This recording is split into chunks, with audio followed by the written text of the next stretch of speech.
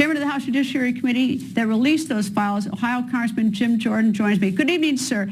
And do you have all the FBI files on this? Well, we hope, but we're going to continue to work with Director Patel and get every piece of information we can. God bless, Cash and of course, Pam Bondi, because they've been it's night and day difference between them and what we have with Merrick Garland and Christopher Wray. But I think the big takeaway here is how much broader and more expansive this was. It wasn't just that they took the phone of a sitting member of Congress when they took Scott Perry's phone. It wasn't just that they spied on 8 United States senators. Now we learn it's over 150 individuals, key people in the Trump administration, key people that they went after getting communications, phone records, bank records, all kinds of things they were going after. This is how expansive Arctic Frost started out and how it even expanded even more when Jack Smith was named special counsel and when he took over the investigation. And finally, I would say this, Greta, this is why we want to talk to Jack Smith, why we've asked him to come in for a deposition as soon as possible. We got to ask him questions because we've already deposed 2 of his deputies, and they took the 5th 71 and 73 times. Mr. Bratt and Mr. Wyndham exercised their Fifth Amendment liberties, wouldn't answer questions like, was this all political? Were you going after this to undermine and hurt President Trump in a political way? How about any other people you surveilled or spied on that, in addition to the 8 United States senators? Both of those questions they wouldn't answer. So we want to talk to Jack Smith, the guy who ran the investigation, find out what kind of answers he'll give us. When they went after all these records of these people, did they have a warrant? Did they get one from the grand jury or a signed warrant from a judge? Did they have a warrant, or were they just being cowboys and going through these people, these records of the targets? Again, questions we'll ask. I think they did have a warrant. I think they moved that way, but we want to figure all this out. We knew that Jack Smith had, put the gag order on President Trump. We knew he had raided Mar-a-Lago. We knew that one of Jack Smith's deputies confronted a lawyer for one of the defendants, and it looked like he offered him, it was kind of almost a bribe situation. He said, we thought you were interested in this judge position. We didn't know you were a Trump guy. Kind of hint, hint, wink, wink when they talked to Stanley Woodward. So there's all this that went on, but the big takeaways for me are 8 United States senators, a sitting member of Congress they took the phone of, and 2 of his deputies who we've already deposed who wouldn't answer our questions. So that's why we want to talk to Jack Smith and get the answers to all this. When you look at the breadth of an investigation like this with over 150, or even if you go to the lower number that you just listed, is that they didn't indict or charge any of these people. So you get sort of the idea that they were just looking for everything, every place. What could possibly be a legitimate reason if they didn't strike gold on anybody? Yeah, I think you're right.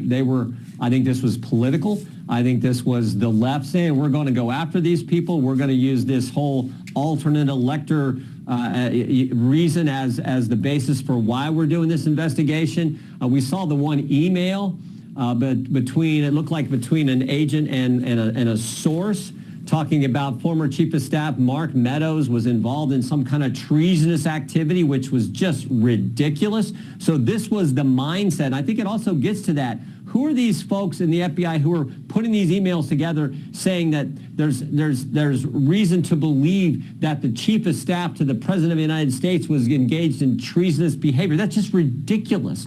But that's what the email said, and it makes no sense. Yeah.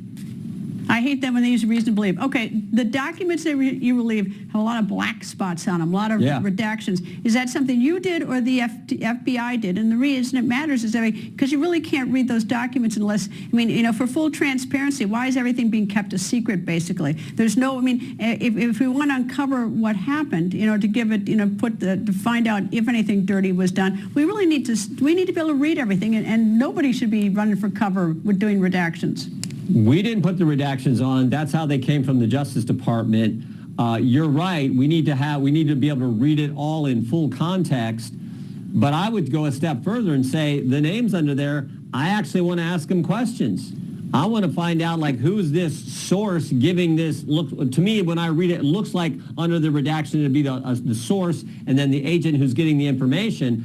I want to know who that source is. I want to know who that agent is saying these ridiculous things that get put in an email and sent to someone else as part of this investigation. So I think it's even more than that, not just what those names are. I want to talk to those people. I want to ask them questions. So that's where I think we try to go next. Well, that's the starter. The starter is to find out who they are. Were the redactions done during the Trump administration or during the Biden administration or the Trump administration? And who is it? Someone up in some room with a big black marker someplace? I mean, who's doing these things? Well, I think that's standard practice at the Justice Department, at the FBI. Which is not good.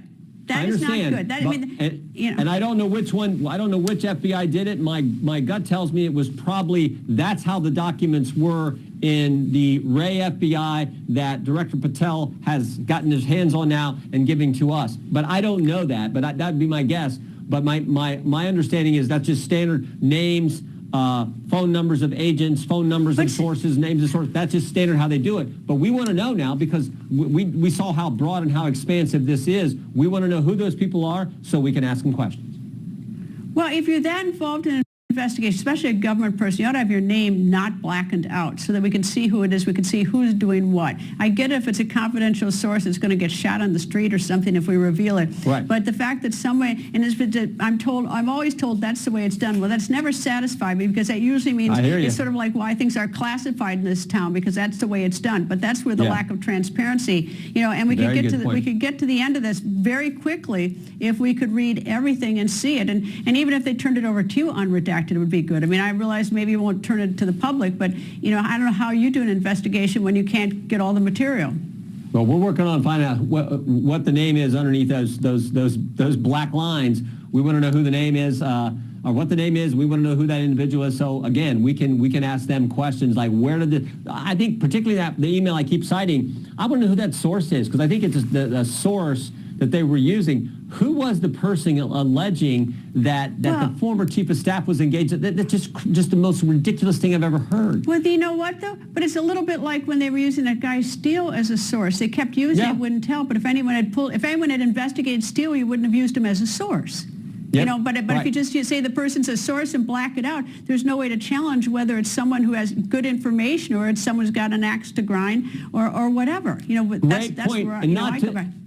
And not to mention the sub-sources that Steele was using, who just further complicates it, means there's more lies in that ridiculous dossier that they relied on to get warrants to go spy on a presidential campaign. No, great point. And it's, again, this all now has all getting exposed. It goes clear back to 2016 when they spied on. That's when it all started, and we're starting to unravel it all and the reason we want to unravel it all and hold people accountable is so that it doesn't happen again.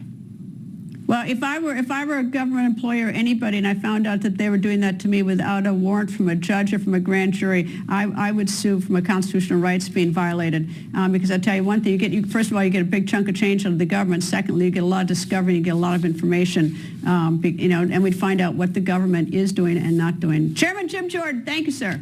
You bet, Greta. Thank you.